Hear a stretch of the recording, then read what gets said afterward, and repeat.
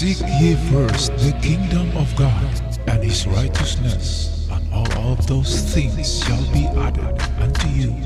Magandang buhay sa lahat. Welcome back sa ating channel para sa ilang minutong pagtatalakay nitong inyong treasure markers. Bago tayo magpatuloy sa mga bago pa lamang nakapagbukas sa channel ngayon, huwag kalimutan i-subscribe ito para palagi kayong updated, at sa aking mga followers, mag-shoutout muna tayo. Right, ako'y mag-shoutout muna sa ating mga katiyat. Shoutout kay Cirilo Jaom, Kawan Heart TV, Rubilin Lupez, user WP5. Shoutout din kay Raul Garcia, kay Hyacinth Femia, Intensity Cyan B, kay Ju Mima Serna, Idel Borga Kayanong, user JN5 Zaldi, kay Rodel Cartuna. Shoutout kay Nicanor Angel, Gwen Ana Lumayno, Lucas Park Junior Calambi, kay Intensity, Richardson Sanchez, at kay Darwin Pingot, at sa mga hindi nabanggit ng mga pangalan, shoutout sa magandang buhay mga katiyats. Belated Merry Christmas and prosperous New Year ahead. Okay, at meron tayong natanggap dito. Ito ay tribal design. Ito na, kung hindi man ito Tibuli, sa Tibuli tribe na lugar, ito ay pwedeng sa Ifugao. Pero itong design na ito na tribal ay Tibuli tribe ito, kasi gumagamit siya ng animals. Ito ay frog, hindi yan tao. Yan ay palaka. Okay, ang Tibuli tribe ay nasa Southern Mindanao ito. At kung nasa Southern Mindanao ito, pwedeng mga Tibuli ang gumawa nito. Pero pwede rin na ginagamit ito ng Hapon para hindi mahalata ng kanilang mga kasama na mga Hapon din ang kanilang disenyo. Pwedeng gumagaya sila sa mga tribals. Okay, so tingnan muna natin ang iba pa. Ito ay pwede itong treasure trail marker, itong pointer ito, at hindi ito Tibuli. Ito ay pwede rin mukha, kasi ito sa napakaganda. Mayroong puso, 3 dot, mata, bibig, mayroong ilong. Kaya maganda, atin yan balikan mamaya. Meron pa isa dito, mixture ito ng Tibuli at Japanese sign. Itong narito sa baba na arrow, yan ang gold sign. Okay, hindi yan arrow, yan ay gold sign na kin or kami. Ganyan yan. Yan ang kanyang totoong itsura. Pero meron pa rin siyang halong Tibuli design ito. Okay, pero maganda rin ito kasi man-made at pwedeng gumagaya lang ang Hapon sa mga nakikita nila sa diyan sa tribal minorities sa Tibuli tribe.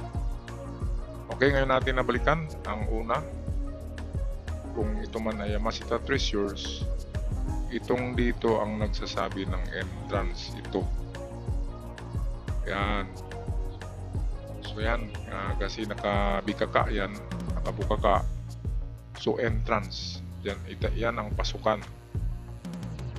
So ibig sabihin kung saan niya nakalagay ang entrance ay nasa harap.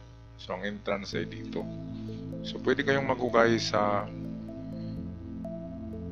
harapan niyan sa 3 meters distance. 3 metros bago magukay ay pwedeng nandiyan ang entrance to treasures. Okay, kung Hapon man ang gumawa nito. At itong mga dito, yan kasi ay yan na tribal design yan ng Tibuli, yung ganyan. Pero kung bigyan natin yan ng kahulugan sa Japanese, ang ibig sabihin yan tubig. So nasa tubig, ibig sabihin malalim, umabot siya sa tubig, water level. Okay, so water level ang treasure, malalim. Estimated na lalim yan ay nasa 8 to 10 meters ay lalabas na ang tubig. Kaya dyan na lalim sa 10 meters. Pwede kayong makakuha kung Hapon ang gumawa nito. Okay, tingnan. Ito, trail marker. Okay, punta tayo dito. Itong bato, matulis siya, so doon din siya nakaharap. Itong linya, yan ay guideline yan na pupunta tayo dito. Ayun, dito, ito yung mga distansya. Ito yung trail. So, mayroong visible na 4. Ito, pointer to, parang isda, arrow yan. So, lahat ng sign ay papunta dito. Kaya tingnan nyo sa 1, 2, 3, 4, 5. 4 lang pala. Pwedeng 4 meters yan up to 20. Pwede kasing 5 meters bawat dot. So, pwedeng 4 to 20 meters, search nyo sa unahan kung anong merong marka, meron bang bato doon na may marka. At kung walang marka, testig lang kayo sa 4 and 20 meters straight sa unahan ito. Okay, so ito naman, ito yung pinakamaganda sa lahat. Kasi ginagamit ito ng Yamashita treasures. Tingnan nyo ito. Kung i-connect natin yung 3 dot, anong nakita niyo mga katiyats? Yan ay arrow. Papunta yan dyan sa kanyang tinitingnan. Ang kanyang mata ay hugis puso. Ayan, at isang mata niya ay maliit. Meron siyang ilong at merong bibig. Ulo niya ay kalbo. At ito. Yan. Yan ay direksyon pa rin. Item daw ay sa banda rito. So ito na portion. So yung 3 dot pwedeng 3 meters. So 3 meters sa front bago kayo magukay. Wala yan sa under.